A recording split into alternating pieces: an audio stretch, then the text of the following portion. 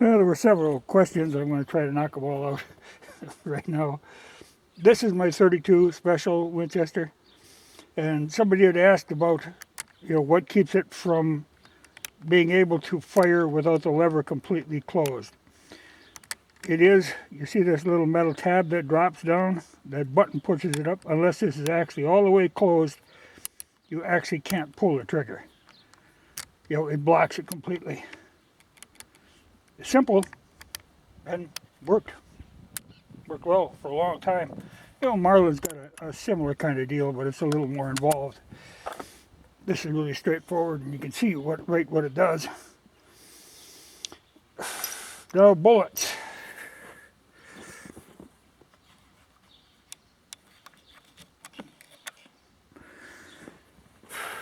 I use that RCBS one that's got a flat nose on it. And people have used the round nose bullets. Odds are you're going to be all right because, normally, like 32 Special or 30-30, we're in the magazine, they're going to kind of end up like this. Because they're tapered and got a rim on them, so they kind of tip. So odds are you're going to be safe, but I'm not that much of a gambling man. I don't like playing them kind of odds. I'd sooner use a flat-nosed bullet and not worry about it. And then, okay, there's always the lever evolution that Orney makes with that rubber nose on them that are shaped kind of like this, but got the rubber tip. Now, I shot those. I didn't care for them. I shot them up to get the brass out. To me, they're dangerously overpowered, at least for the Winchester. Now, in a Marlin, it's kind of a different deal. The bolt is a little heavier, a different setup. I would trust them more in a Marlin than I would in a Winchester. But I did not care for them, and like I said, they were dangerously overloaded, in my opinion. Shot way high.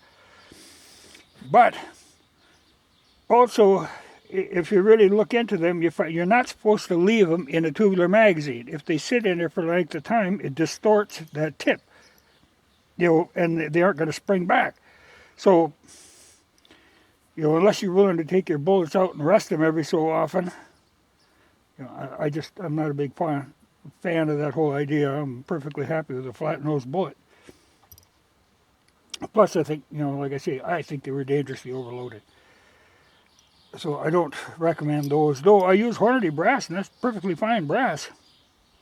But I didn't like those loads. Now, another question somebody had was about the Peep sight. Now, when I got this gun, I really considered taking the Peep sight off. But the one thing about it I did find handy is this is one gun that I can put in anybody's hands and they're going to be able to hit with it. It's very intuitive with the Peep sight. You're not having to kind of judge or know your gun as much. Like this is a Marbles Buckhorn sight. I like them, but I know where they hit on my guns. Well, and there's another thing too. Like this one came with this Williams sight on it. Winchester used to be good about having options. You could get, different barrel lengths, different tube lengths in the magazine. They were willing to work with you. And one of the things was sights. That's why this one was blanked off from the factory, and it had the Williams sight on it. But if you're changing sights on a gun, if you have a round barrel or an octagon barrel, it makes a big difference because this elevator, like now this is a flat one, but if you have a round barrel and you put that flat elevator on there, it makes a little tipsy. So you really got to get the right one, the right elevator for your gun. The same, but like this is, it's two sides to it. Well, a lot of them, there's just a one straight elevator like what's on here. And they work fine. It's wide enough, and it covers a big enough area. But I've seen some of them, they get real tipsy up there, and that's not the best idea. But somebody was talking Peep sights. I say, I leave this one on. I've learned to live with it. And I do like the option that I can turn anybody loose with it, and they'll be able to hit reasonably well. It's got a rather big aperture, but you're able to get a really quick sight picture, which is important at times. what I don't like about it, I switched between the jacketed bullets and the cast quite often. And even though they run the same powder load, the impact point is quite different. So I end up readjusting it, and these are kind of a bugger to readjust. I like something that I can adjust a little quicker, especially for range. You're like, this is fine, you can set it, you're good for 100 to 200. That's reasonably all you do with this kind of gun. But like for my Marlin, I like that I can click, click, click, and go up or down, because I do that all the time. And I like that.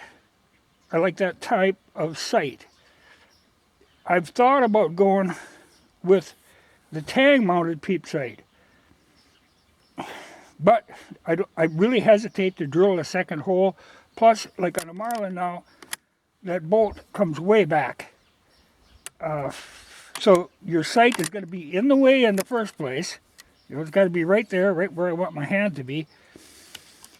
And then every time you lever it, it's either going to be way back here, or you're going to hit it, or have to fold it down each time.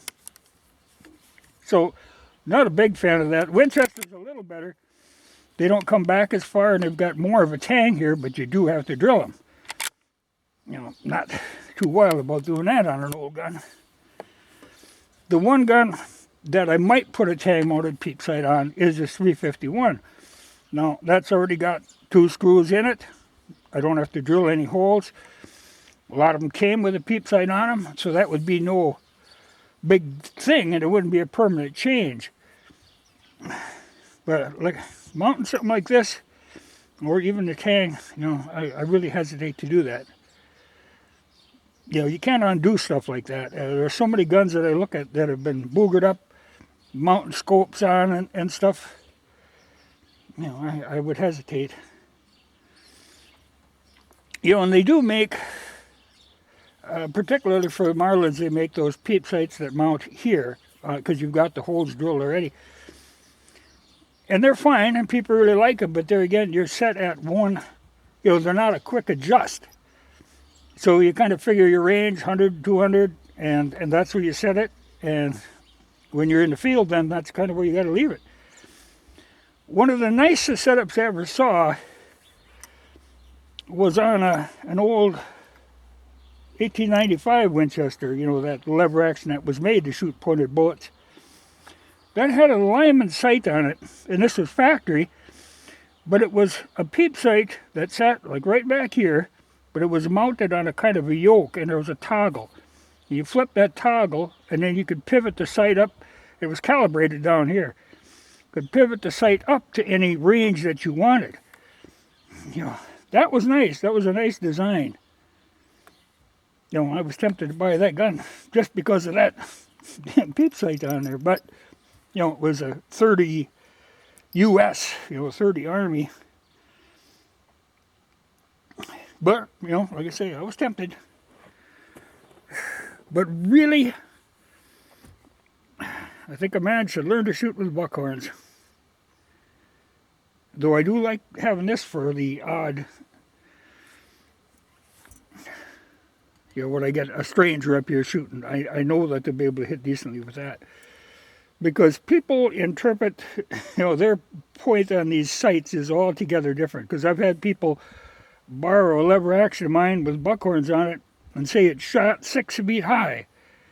Well, I know it didn't shoot 6 feet high. I don't know, the guy must have been leveling her out way up here or something, but people avoid buckhorns. They try to get away. If they want something that they think is going to be more precise, what it is, it's just simply more foolproof. Once you get it set, any fool can shoot with it. But buckhorns, there's a little bit of skill to shoot with them.